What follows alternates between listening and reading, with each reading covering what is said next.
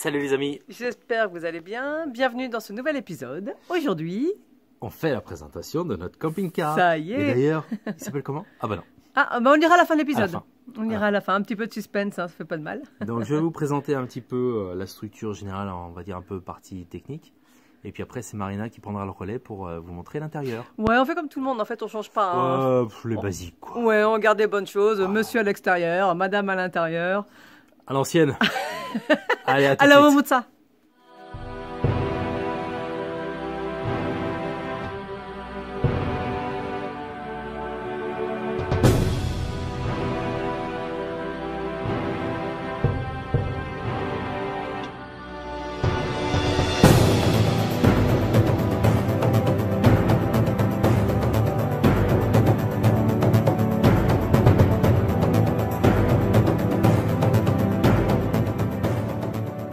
Alors, le camping-car, c'est un Ford Transit Pilote de 1982.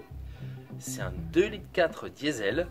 Et attention, 90 chevaux. C'est-à-dire qu'en gros, si on a le vent dans le dos, en descente, et qu'on se profile bien, on peut atteindre les 85 km/h. Donc c'est pas mal du tout. Je vous montre un petit peu le moteur. Voilà le moteur. Alors bien sûr, depuis 1982, il a été un peu rafistolé, hein. C'est une évidence. Mais ce qui nous a tout de suite plu, c'est qu'il n'y a pas du tout d'électronique. Et qui dit pas d'électronique, dit pas d'embêtement. Alors il y a la batterie pour démarrer qui est ici. Et puis on a ici la batterie, ou c'est peut-être l'inverse, remarque. Bon, peu importe, on a deux batteries ici. Donc il y a une des deux qui est une batterie auxiliaire. Non, c'est celle-là, la batterie auxiliaire. Et on a une autre batterie auxiliaire que je vous montrerai après à l'intérieur, reliée au panneau solaire. Voilà, je cherche un petit peu mes mots. Et puis sinon, donc c'est un moteur qui, je pense, a, parce qu'on n'a que 5 chiffres, alors je pense qu'il a quand même fait 2 tours du compteur facile, donc on doit être à peu près à 260 000 km. Je pense qu'il n'y a que ça. C'est une personne âgée qu'il avait au tout départ et qui allait au Maroc très souvent. Et puis après, c'est un couple de jeunes qui l'a racheté et qui a fait un ou deux festivals. Et là aujourd'hui, maintenant, il est pour nous. Donc voilà, on a quelques petits travaux à faire d'aménagement, mais c'est pas grand chose. Alors, le camping-car, nous l'avons payé 4 800 €. 4800, ouais. Voilà. Donc, on avait un petit budget. C'est vrai qu'on l'attendait depuis longtemps. On s'est dit qu'on aurait pu attendre plus longtemps, mais... C'est surtout qu'on voulait tester un petit peu la vie en camping-car avant de vraiment se lancer dans le grand bain, parce que on ne sait jamais, c'est quelque chose qui peut ne pas nous plaire. Et puis on fera forcément des bêtises dedans. Voilà, j'en doute. Donc du coup, je préfère qu'on fasse des bêtises sur un camping-car à 5 000 € que sur un camping-car à 25 000. Surtout, et non, alors on va pas se mentir, c'est qu'en plus on en avait marre d'attendre en fait. Aussi. On en avait hyper marre d'attendre. Et du coup, on a eu l'occasion, on s'est dit allez, on y va. À 5 000 €, on prend pas de risque. Donc, alors il est vieux. On va avoir des surprises, c'est certain, hein, on en aura. Après, niveau mécanique, on a quand même un petit peu roulé avec depuis qu'on l'a et on a eu. Il démarre au quart de tour. Ouais, ouais. On n'a pas de fuite, enfin vraiment, on n'a pas de grosses mauvaises surprises. Donc, bah, si on en a, bah, de toute façon, pour 5 000 €, on prend peu de risques. Et c'est vrai que du coup, ça nous permet de faire des erreurs.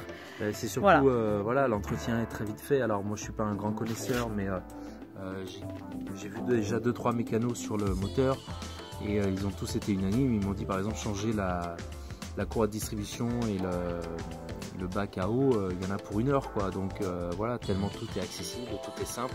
Enfin, vous venez de voir le moteur, c'est assez facile. Donc c'est quelque chose qui nous rassure parce que mécaniquement, si ça tourne, le reste après derrière, je le ferai. Voilà. Mais par contre en mécanique, je suis vraiment une bille. Donc et puis c'est vrai que ça va être l'occasion pour moi aussi d'apprendre. On apprend vraiment, hein, parce que depuis qu'on l'a, il y a des trucs où on commence à paniquer. Oh là là, ça marche pas, ça marche pas. Et en fin de compte, en fait, c'est juste un truc qu'on ne savait pas utiliser parce que c'est notre premier camping-car. C'est ça. On le rêve depuis longtemps, on l'a enfin. Et puis il a notre âge et je trouve que c'est assez symbolique. C'est assez symbolique. Alors ouais, il a un an près, il a notre âge. Ouais. Sur le toit, donc moi je vais, enfin il y a quelques petits travaux à faire au niveau des joints. Alors il n'y a pas de fuite particulière, mais c'est plus pour l'entretien. Ouais, et puis pour dormir sur les deux oreilles tranquille, quoi, histoire de se dire non c'est bon, il peut pleuvoir, il n'y a pas de problème, même si on a peu de jours de pluie. Il est un peu condolé le toit, mais bon, il a 40 ans quoi, donc on peut pas non plus exiger c'est ça. quelque chose de parfait. Mais voilà, Bon. quelques petits travaux d'aménagement, mais pas grand chose. On vous montre tout ça et puis comme ça, vous nous donnerez votre avis après. Nous, on est quand même super excités. Ah oui, surtout en commentaire, n'hésitez pas. Hein. Ouais. On vous montre ça tout de suite. C'est un camping-car qui fait 5,86 m de long, je crois, si je me souviens bien, et en hauteur de 85. Donc bon, il est assez suffisant pour nous. Vous verrez à l'intérieur après quand Marina va vous faire la présentation. Bon, on aimerait bien un petit peu plus grand après quand Oui, même. Hein. Bah, bien sûr. Mais après pour commencer c'est très bien. Surtout que ça va pas être pour faire beaucoup de kilomètres. Non, on fera pas le tour du monde avec celui-ci. Non, voilà, c'est vraiment histoire de commencer et de se dire est-ce que c'est vraiment pour nous ou pas. Même si on est quasi certain que oui, mais voilà, au moins ça va nous prouver. On a besoin de se rassurer avec ça. Et puis donc voilà, je voulais vous montrer les soutes et qu'il y a autour. Donc, alors il y a un petit peu d'eau parce qu'il a plu tout à l'heure et que comme c'est gondolé, je l'ai dit juste avant, et ben, le toit rend de l'eau parfois quand on le déplace. Mais c'est dehors. Donc là voilà une première soute où je mets un petit peu toutes les parties liquides, on va dire, donc l'huile, le liquide de refroidissement, les liquides pour les toilettes qu'on changera à l'avenir, hein, qui seront des toilettes sèches, mais en attendant il y a ça. Il y a les blocs électriques ici, les adaptateurs. Les réserves pour de matériel de rechange pour le camping-car. Et là, si vous voyez bien au fond, il y a la batterie. Alors c'est une batterie au plomb qui était là déjà quand on l'a acheté. C'est une batterie reliée au panneau solaire. Par contre, le seul truc que je ne sais pas pour l'instant, c'est quelle est la puissance du panneau solaire. Voilà, ça pour l'instant je ne sais pas. Je sais que c'est une batterie 120 ampères-heure. Mais quelle est la puissance du panneau solaire, je ne sais pas du tout. Donc on a ici la trappe à carburant, ou autrement dit en allemand Kraftstoff. Voilà, les Allemands comprendront tout à fait. Ici il y a la partie, donc la prise pour le 230. Voilà, donc bon. Classique. Voilà. Bon, un peu humide, mais ça c'est pas grave. Hein. Ok. On va remettre ça comme il faut. Hop. Je le ferme bien parce que l'autre jour ça bougeait sur la route. Donc une petite ventilation ici qui correspond pour la salle de bain. Ici la ventilation pour le chauffage. Et donc ensuite on continue. Ici j'ai une trappe pour l'eau. Sauf que cette trappe pour l'eau a été modifiée. Parce que je pense que le réservoir d'eau n'est pas le même que celui d'origine. Donc on a une autre soute ici. Et pour remplir l'eau, on utilise cette partie-là. Donc pour l'instant, j'ai rempli le bac à moitié avec un peu de javel pour bien le désinfecter parce que je ne sais pas depuis combien de temps ça n'a pas été utilisé. On a donc les tuyaux de chauffage qui sont là, quelques petits accessoires qui peuvent servir pour après. La cuve, c'est une combien? C'est une cuve de 50 litres. J'ai deux cuves, on a deux cuves de 50 litres. Il y en a une de ce côté et une autre de l'autre côté qu'on ne pourra pas voir parce que l'accès à l'autre soute se fait par l'intérieur. Donc on vous montrera quand Marina le fera, je l'aiderai à lever parce que les planches sont un peu lourdes. Mais voilà, on a deux cuves et en fait on a vraiment la soute qui fait le U à l'arrière. Là c'est accessible pour cette partie là. La partie au milieu et à droite c'est pas du tout accessible sauf de l'intérieur.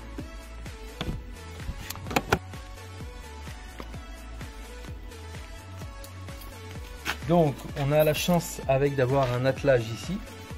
Il va certainement nous servir plus tard à quoi je sais pas, mais ça sert toujours ces trucs là, donc moi ça me va très bien d'avoir ça. Bon, on va pas arriver, on va pas se traîner une voiture hein. Déjà qu'on fait du 80 km/h maxi, on va éviter. Donc on continue ici, donc il y a la deuxième trappe pour remplir l'eau et celle-ci elle marche. Ici on a les ventilations pardon, parce qu'on est au niveau du frigo. Qui a un trimix, on va vous le montrer juste après. Donc on a les ventilations basses et hautes. Et puis ici on a la soute pour le gaz. Donc la dernière soute. La dernière soute, alors on a la chance d'avoir le gaz qui fonctionne très bien à l'intérieur. Il y a juste 2-3 petites choses qu'il va falloir qu'on modifie, mais vraiment dans l'ensemble c'est parfait quoi, il n'y a pas de problème particulier. Voilà le toit, alors je ne sais pas si vous allez bien voir. Je pense qu'il a été rajouté de la peinture, étanchéité comme ça se fait beaucoup. Le problème c'est que ça a tout craquelé avec le soleil et le temps. Donc je me suis pas pris la tête là-dessus. J'ai surtout, je vais surtout refaire les joints histoire d'avoir la tranquillité au niveau de l'étanchéité. Et puis donc on a le panneau solaire qui est tout là-bas. Voilà, qui est sur le devant. Et sincèrement, je ne sais absolument pas quelle est la puissance du panneau solaire. Donc ça va être un petit peu la découverte. J'essaierai un de ces quatre de le défaire pour regarder et vous dire combien c'est. Mais bon, pour l'instant, de peu qu'on a vécu dedans, ça nous suffisait largement. Bon, on passe à l'intérieur? Allez, c'est parti. Allez, on y va. Alors, donc comme vous voyez ici, on a quand même un espace assez grand pour conduire. On est quand même assez large. Un petit truc qui est sympa, alors on va spoiler un petit peu pour la suite, c'est qu'on a un accès direct à l'arrière. Donc je sais pas si on va le fermer ou pas. Moi j'ai quand même envie parce que au niveau des places carte grise, comme c'est un 5 places carte grise et qu'on n'est que 2 à l'avant à avoir des ceintures, moi je suis toujours un peu frileux avec ça. Donc peut-être qu'au moins mettre un truc qui bloque ici pour éviter aux enfants de trop bouger au cas où, ça peut être pas mal. Mais bon, je sais pas trop, je suis en train de me renseigner pour l'instant. Donc le poste de conduite est ici. Alors il y a eu quelques modifications depuis le temps. Bon, on a quand même ici le bloc pour savoir si on est droit ou pas. On a ici, j'attends que ça cadre. On a ici le petit aide-moi du klaxon, merci. Voilà, et puis le démarrage se fait assez facilement. Alors c'est vrai que quand vous le démarrez à froid, il faut attendre un petit peu. Attention, c'est un starter. Starter automatique intégré. Pas besoin de tirer quoi que ce soit. Attention, non mais je suis pas là pour déconner. On attend un petit peu et bon, ça, il tourne vraiment comme une horloge quoi. Donc, voilà, il est déjà démarré. Bon, on le laisse un petit peu chauffer quand même pour être tranquille. On n'entend pas. Alors je vais le petit bouton.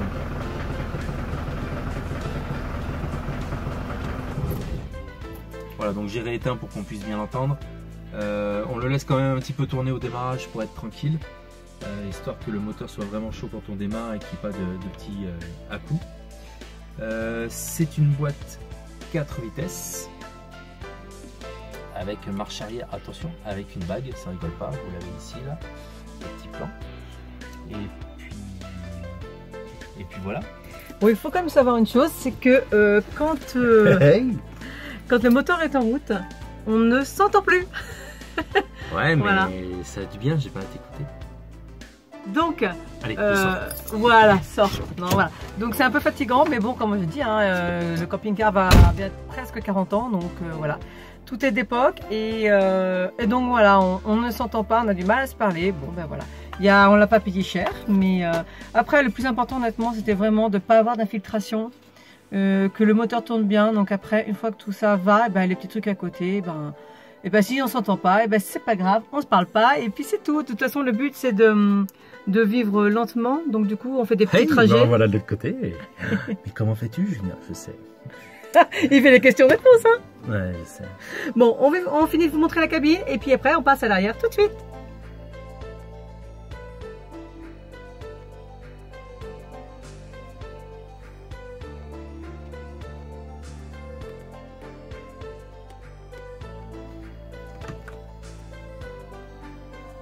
Et salut. Oh, l'effet cinématographique que l'on fait, mais Steven Spielberg n'a qu'à bien se tenir. Bon, et ben on va passer à l'intérieur. Je vous montre ça tout de suite. Pour commencer, système D, on a trouvé une poubelle. On l'a accrochée au mur. Allez, vous me suivez? Donc à la porte, on a une moustiquaire. Alors elle est d'époque, enfin elle est d'époque. Elle a depuis un sacré bout de temps, mais bon on l'a laissée, regardez hop. En attendant. Tant que ça marche. Pour les bestioles, c'est bien pratique. Allez, on rentre. Voilà. Alors, je ne sais pas si vous avez remarqué, pour monter le camping-car, en fait, on n'avait pas de marche, on n'avait rien du tout. Regardez, je vais vous montrer ça. Et voilà. Alors, comme vous avez vu, le marchepied, c'est pareil, hein, c'est un peu du fait maison. En fait, il n'y avait pas de marchepied, en tout cas, il n'y est plus. Je ne sais pas s'il y en avait ou pas à l'époque. Et du coup, on a acheté un tabouret un peu petit. Donc, du coup, on fait du sport à chaque fois. Alors, pour monter, ça va. Mais alors, pour descendre, c'est une catastrophe, mais c'est pas grave, on va acheter. Voilà, c'est partie des faux frais, en fin de compte. Ça ne nous empêche pas de venir. Maintenant, bienvenue dans notre salon. Alors, on a un... C'est quoi, un T3? Donc ici, vous avez le salon. Donc là-dessous, c'est là où vous avez les soutes. Donc vous avez une soute ici, une soute ici, une soute ici. Alors, on va en profiter pour le montrer.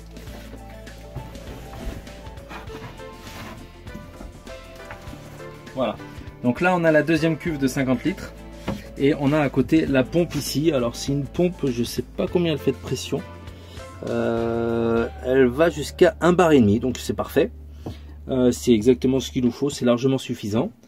Et puis, tant que j'y suis, donc ça c'est la partie droite. C'est la partie droite dont je vous ai parlé, parce que la partie gauche, on l'a vu tout à l'heure, elle s'ouvrait de l'extérieur. Et puis il y a une petite partie au milieu ici. Voilà, où on a possibilité de ranger quelques plans aussi. Donc là, ce sera des rangements. Oui, on verra au fur et à mesure comment on aménage ça. C'est ça. De toute façon, on refera une vidéo sur l'aménagement du camping-car. Je reprends de suite. Tada! Hey, oh, mais les effets! Le truc de ouf. Allez, on continue. Donc ici, si vous avez vu, il y aura quelques rangements qu'on pourra faire ici. C'est quand même hyper important parce que vous avez vu, hein, on va être à 5 dedans. Le camping-car est quand même relativement petit. Donc il va falloir qu'on optimise. Heureusement, depuis 2 ans et demi, on était dans une démarche à peu près minimaliste. Entre guillemets, bien évidemment. Et du coup, ça nous aide beaucoup pour aujourd'hui parce que on a énormément réduit les affaires. Vous verrez au moment où on va organiser tout ça, quand on va tout changer, enfin voilà. En plus de ce salon, alors je sais pas encore, au début on voulait se mettre une table au milieu pour les jours de pluie. Et c'est certainement ce qu'on fera d'ailleurs. C'est certainement, mais pas une fixe parce qu'en fait ça va être notre lit à Julien et à moi. Au début on voulait prendre la Capucine. On a bien réfléchi, on a changé d'avis. Ici c'est notre lit, on a déjà dormi quelques nuits, on va pas vous mentir. Et franchement on dort super bien ici. Ouais. Et on est un petit peu à part des filles du coup, je vais vous montrer après. Mais voilà, donc là c'est le salon et notre chambre. Ensuite, ah oui. Eh, t'es où? Oh, les effets. On est des dingues. Et voilà. Et quand même important, c'est qu'en fin de compte, peut-être que ça ne servait pas qu'à nous de nuit, je pense. Parce que voilà, on a le petit rideau, histoire de dire, on a notre chambre à nous. Alors il n'est pas très occultant, mais ça, franchement, on s'en fout. Parce que, puis on changera au fur et à mesure. Enfin, c'est pas non plus, pour l'instant, c'est pas la priorité. Voilà. Le prix du tissu à Tenerife, ça va. Voilà. Au niveau rangement de ce côté-là, donc on a des placards. Hop là. Donc, camping-car d'époque, matériaux d'époque. C'est-à-dire que c'est du bois, c'est pas hyper léger. Le camping-car fait 3 tonnes... 150. 150. Donc voilà, il est lourd. C'est peut-être pour ça aussi qu'il ne dépasse pas le 80 en descente. C'est ça. Je pense qu'on modifiera quand même le type du bois. On va voir comment... Bon. Après, à l'avenir, on va voir comment ça se passe. C'est ça. Après, nous, on n'a pas grand-chose à rajouter de plus. Enfin, c'est pas comme si on voulait rajouter une machine à laver, des robots. Non. Enfin, là, nous, de toute façon, il n'y a juste pas la place. Donc, à la rigueur, voilà. Mais il faut savoir que c'est quand même du bon bois. Donc, voilà. Donc, les placards, on a quand même du rangement ici. Bon, après, ce sont des placards. Hein. Voilà, je vous montre ça rapidement. Voilà. Là, il y a un grand placard sans étagère. Voilà. Ici, par exemple, on pourrait mettre une étagère au milieu déjà pour gagner en place. Donc là, on en a... Bon, ce sont tous ces mêmes placards. Hein. On a donc 4 placards ici. Et voilà pour le salon et pour notre chambre.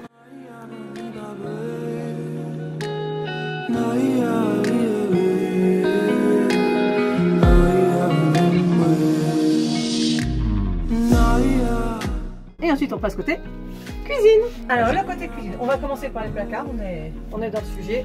Donc là on a 2 placards.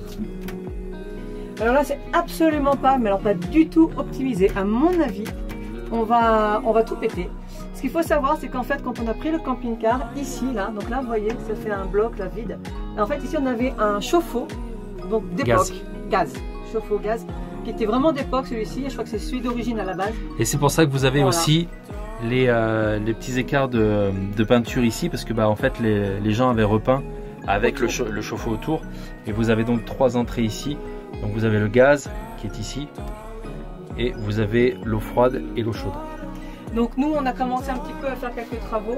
Donc le chauffe-eau a été enlevé parce que en fait les canalisations ont pété, donc il ne fonctionnait plus. Et on va l'expliquer après de toute façon. Voilà, bon, en gros on a du mal à en retrouver, donc on va changer ce système là. Et donc je pense, voilà, à vérifier, on verra quand on sera à Tenerife, mais qu'on va péter tout ce côté là et on va refaire un truc un peu plus, parce que là, bon, pour ranger c'est un petit peu... un peu plus fonctionnel. Un peu plus fonctionnel et puis en meilleur état, mais bref, on est bien. Donc bon voilà, un lavabo classique, on a une plaque de feu. Donc il sera peut-être changé à terme, enfin on va voir comment on peut la sortir, parce que nous l'idéal ce serait de pouvoir cuisiner dehors, et ça nous laisserait une place ici après pour cuisiner, avoir un petit plan de travail pour cuisiner et couper les aliments. Ouais. On verra ça après. De toute façon, pour l'instant, on ne sait pas trop encore tout ce qu'on va faire. Et puis on laisse un peu de suspense quand même. Ah ouais, on est comme ça, nous. C'est ça. Ensuite, donc bon, tiroir classique. Hein. Là, ce placard qui n'est pas très fonctionnel aussi, bah vous voyez. Bon, ce ne sont pas des trucs bien graves. Voilà, t'es la meilleure, chérie. Ce sont les trucs. Les petits aléas.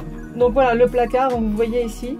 Il y a l'espace, mais ça manque de là. Voilà, ça gêne. Enfin, voilà. En tout cas, on a quand même assez de quoi ranger. Ouais, puis comme on a dit, on va faire une vidéo après aménagement, tout ça. On vous montrera tous les travaux. Puis les petits travaux qu'on va faire par-ci par-là, ça va pas être une grosse rénovation, mais des petits travaux. Quoi. On va, là pour l'instant, on fait les trucs de base, c'est-à-dire avoir de l'eau, avoir de quoi faire à manger. Et une fois à Tenerife, de toute façon, on sera chez nous. Et de l'eau chaude. Oui, et de l'eau chaude. D'ailleurs, on a acheté une douche solaire, on l'a pas encore testé, en attendant 2. Et mais en attendant, voilà, juste de quoi arriver jusqu'à Tenerife. Et à Tenerife, de toute façon, après c'est la rentrée. On va prendre le temps, tranquillement, de voir tout ça. Donc le frigo, c'est un frigo Trimix. Alors, on est en train de le tester. Oh oui. Il est frais? Il est fraîchou. Il est fraîchou. Et voilà pour le côté cuisine. Donc on peut le dire sur le Trimix, donc ça fonctionne au gaz, au 220 et au 12 volts. Le 12 volts sert à maintenir la chaleur. Le 220 fait de maintenir la chaleur, n'importe quoi, maintenir du frais. Le 220 fait le frais. On a testé le gaz tout à l'heure. Malheureusement, je pense qu'il y a le brûleur à changer. Enfin, pas le brûleur, enfin, le petit truc qui permet d'enflammer. J'ai perdu le terme, mais voilà, faudra le changer. Mais c'est pas grand chose à faire, quoi.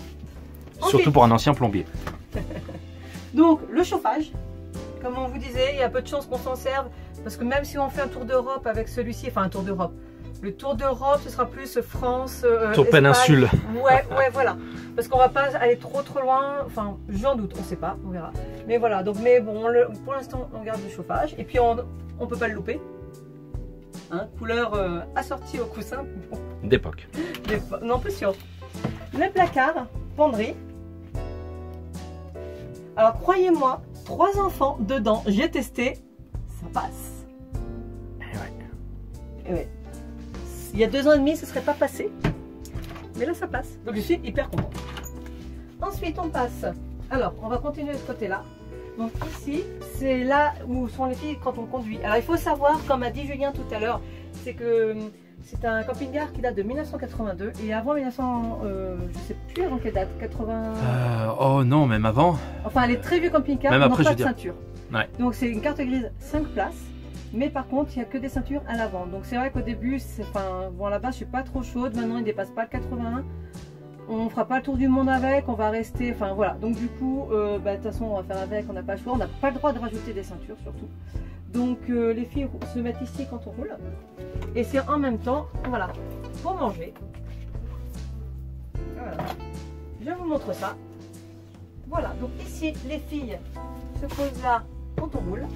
En même temps, pour manger, c'est très bien. Bon, c'est sûr qu'on ne se mettra pas à 5. Les sièges ne tournent pas. Alors, voilà. D'ailleurs, si vous pouvez nous le mettre en commentaire, parce que il me semble avoir lu quelque part qu'on pouvait adapter des petits socles qui permettaient aux sièges avant de pouvoir faire la rotation. Je dis ça se trouve, je dis une grosse bêtise, mais voilà, si vous savez, n'hésitez pas à nous le dire. Si vous avez des informations là-dessus, ouais, ce serait sympa, parce que si c'est juste un petit bloc à rajouter, ce serait vraiment très pratique pour nous. Parce que du coup, on pourrait manger tous ici, mais bon, en attendant, il y a au moins les filles qui peuvent. Hop. En plus de ça, ici, alors voilà, pour remettre la tablette, et ici, c'est aussi le lit. Alors, je ne vais pas vous le mettre, mais on a une planche qui se met ici. Et donc, ça va être le lit de notre Lola Lolita. Voilà. Ensuite, on va finir dans ce coin-là avec la petite étagère, le placard, enfin un petit placard ici. Si vous vous tournez, touc, ici, vous avez un autre placard. Et vous avez tout le tableau du camping-car. Alors, moi, j'ai pas regardé à tout, mais voilà, là, vous allumez l'eau, vous pouvez voir le niveau d'eau, enfin... Et puis, franchement, tu me laisses gérer, quoi. Ouais. Alors, pour la capucine, on a laissé les filles bien aménagées. Donc, vous voyez, ça a été pas mal refait. Donc, il y a du lambris blanc et tout, c'est propre. Et en fait, on a acheté un matelas. Parce qu'il n'y avait pas de matelas quand on a acheté le camping-car. Donc c'est un matelas qu'on a acheté en plus avec les soldes, on en a profité. C'est un bon matelas de place, les filles dorment très bien dedans. Elles sont très contentes. Et puis voilà, sinon, donc c'est une capucine qui se rétracte par le dessous ici. Hop, je sais pas si vous allez voir, voilà, elle se rétracte par le dessous, hein. Il suffit de faire comme un tiroir avec. Et puis vous pouvez la ramener jusque là-bas. Bon, nous ça ne nous sert pas à grand chose de le faire, mais voilà, ça peut permettre de gagner un peu de place et d'espace dans le poste de conduite. Voici la salle de bain. Alors la salle de bain, il y a eu une petite étagère qui a été mise ici. Vous voyez, on a commencé un petit peu à aménager. Et puis on a un petit aménagement ici. On a les toilettes chimiques. Donc on passera certainement aux toilettes sèches un peu plus tard, hein, mais pour l'instant on fait avec ce qu'on a. Et puis on a le bac à douche. Voilà, donc avec des joints à refaire, hein, très certainement, au plus vite. Et puis voilà.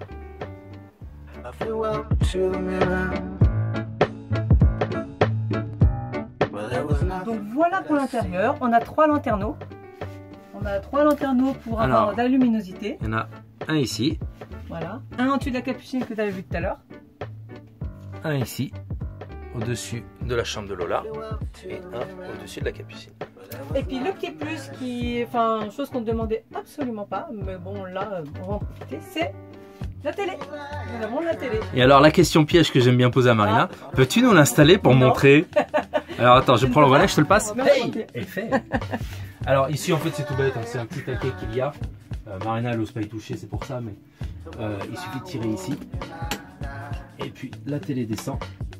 Donc ça nous permet avec la petite partie salon qui fera office de notre chambre de faire des soirées télé. De faire une petite soirée télé. Et surtout l'intérêt c'est que c'est une 12 volts. Donc du coup en termes de consommation d'électricité on est tranquille. Alors je vais certainement acheter un système style Chromecast ou Android TV pour pouvoir avoir une connexion internet reliée à la télé. Ce qui nous permettra, parce que nous on ne regarde pas la télé, on a eu envie de se détendre et d'arrêter les crises d'angoisse. Donc du coup on regarde pas la télé, on est plutôt sur YouTube. D'ailleurs on en profite pour regarder quelques youtubeurs qui sont dans le même cas que nous. Donc voilà, on a ça. Et puis, alors Marina on n'a peut-être pas trop parlé à chaque fois, mais on a au niveau de l'éclairage, tous les éclairages sont en LED. On va vous allumer pour que vous voyez ça. Afin de marcher sur la batterie. Donc celle-ci, ça va allumer là. Et voilà. Là, je vous allume ici. Donc en lumière bleue, donc je pense qu'on les changera parce que le bleu ça fait vraiment mal aux yeux. On a une LED également pour la cuisine ici pour travailler. Je sais pas si tu l'as pris ou pas. Ouais. Là, on a côté une chambre LED ici pour les filles au niveau de la chambre de Lola. Hop, ici, voilà. On a ici bien sûr le témoin de charge du panneau solaire. Et puis on en a une ici, qui est sur le côté. Tiens, vas-y, je te laisse passer. Ça fait une ambiance. Ambiance cosy. Ambiance cosy. Ambiance discothèque. Tout sympa. Voilà. Donc c'est vraiment assez complet.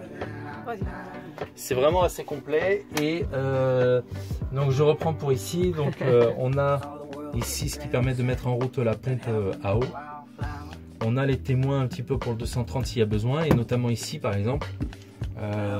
Les disjoncteurs pour le 220 quand on se branche dessus. Et puis on a les voyants test d'eau, donc ici l'eau propre, voilà, on a rempli un petit peu tout à l'heure, on est à la moitié. Et puis les eaux usées, on est tout en bas. Voilà. Une dernière chose, on a un convertisseur qu'on ne vous a pas montré. Alors on a un convertisseur 12 volts 220, mais je suppose qu'il ne marche pas. On suppose qu'il ne marche pas parce qu'on a essayé de l'utiliser et ça n'a pas été concluant. On a même eu une alarme qui a sonné. Voilà, donc je pense qu'il faut le changer. On ne sait pas exactement quelle est la puissance à chaque fois, mais bon, c'est pas trop important parce qu'on a tout travaillé pour avoir quasiment tout en 220. Il y aura juste le frigo. Une fois qu'on aura changé le gicleur pour la partie gaz, on va pouvoir l'utiliser. En termes de partie gaz, on est sur un gaz propane. Donc on essaiera de changer parce que si on veut bouger, l'idéal c'est d'avoir du GPL qu'on puisse remplir directement et qui en plus permet d'être adaptable partout. Il n'y a pas d'histoire d'étendeurs différents en fonction des pays, en fonction des continents. Et puis voilà. Et voilà, j'espère que le tour de notre camping-car vous a plu. Voilà, c'était quand même assez sympa à faire. En plus, bon, vous avez vu, il est quand même en assez bon état, donc c'est quand même très intéressant de voir ça. Voilà, donc nous, on sait qu'on va faire quelques petits travaux un petit peu plus tard pour optimiser. Ouais, voilà, il faut qu'on optimise. Si jamais vous avez des idées, vraiment, n'hésitez pas à nous les donner. On est tout nouveau, on est novices dans ce domaine-là. Surtout à 5, il faut vraiment qu'on soit malin pour bien aménager pour tout le monde. C'est ça. Alors maintenant, on va peut-être passer aux choses sérieuses. Je t'écoute. Donc on a essayé de vous montrer le camping-car. D'ailleurs, j'espère que vous n'êtes pas trop ennuyés parce que c'est vrai que c'est toujours un petit peu compliqué de faire des présentations assez rapides. Mais en même temps, on a essayé de tout montrer. Donc déjà, j'espère qu'à ce niveau-là, ça vous a plu. Et puis, voilà, je pense qu'il y en a pas mal qui attendent aussi. Le plus important, c'est quel est son petit nom? Ah, mais quel est le nom? Il avait oublié. Il avait oublié. T'as vu? Je suis une petite durame là. Ouais, alors en fait, depuis le début de la vidéo, il essaie de faire des effets. Hein, vous avez entendu, hein, mais ça marche pas. Je suis comme ça. C'est gratos, ça fait plaisir. Alors, son petit nom, c'est Olaf. C'est Olaf. Ou alors pour ma race, c'est Doudou Olaf. Alors on a choisi Olaf parce que on avait vu une vidéo des Mountain Coconut où à un moment ils avaient un ami qui s'appelait Olaf. Et puis c'est vrai que Olaf a été très prédominant au moment de la Reine des Neiges, surtout avec Lola. Et nous, ça nous a fait tilt tout de suite. Ça a marqué un peu la famille. Donc du coup, on s'est dit, tiens, Olaf, c'est plutôt pas mal pour... Ça représente notre deuxième en fait. C'est ça. Voilà, les fans d'Olaf, elle a son Olaf partout avec elle, et tout de suite ça fait tilt, voilà, on n'a même pas hésité. Ouais, même ses sœurs ont dit, il faut qu'il s'appelle Olaf, c'est comme ça. Donc c'est Olaf ou Doudou Olaf. J'espère que ce petit nom vous plaît. N'hésitez pas à mettre un commentaire, oui, là-dessus. Et puis, écoute, il nous reste plus qu'à conclure et dire la phrase habituelle. J'espère que cette vidéo vous a plu. Que n'hésitez pas à vous abonner et à partager cette vidéo. Commentez, likez. Et puis surtout, une chose à ne pas oublier. Toujours. Choose your life. Choose your life. Tout est possible. Allez, à bientôt. Ciao.